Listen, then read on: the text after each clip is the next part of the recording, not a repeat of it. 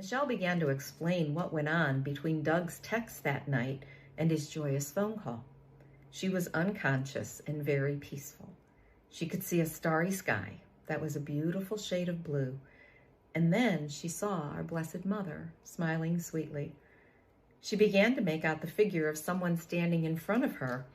It was her mom, whom she had just lost months before. But then she made out the figure of someone to her left. Was that St. Padre Pio? And then she clearly saw Pope St. John Paul II appear to her right. I smiled and I said, Michelle, that is just so beautiful. How comforting that must have been. But before I finished that sentence, I finally connected what I was looking at with what I just heard. Michelle, I said, wait, I can't believe this. Hold on.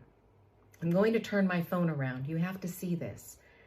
And then I pointed the camera at my prayer shelf, at the photo of Michelle sitting between Saints Padre Pio and Pope John Paul II.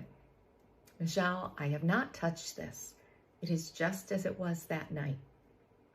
Tears came as I quickly explained what had prompted that display. The two of us realized in that moment there was no way to explain this away.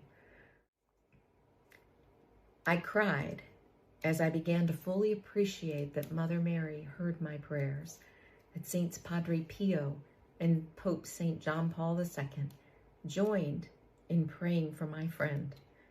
And with that knowledge, I understood the peace and the calm the two of us shared that night as we were resting under our mother's mantle.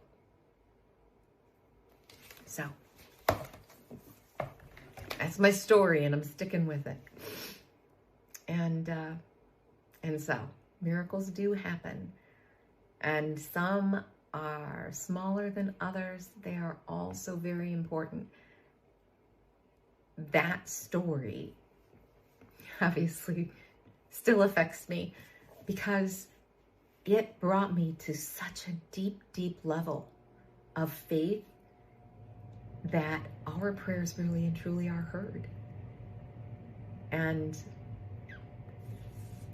it made a difference.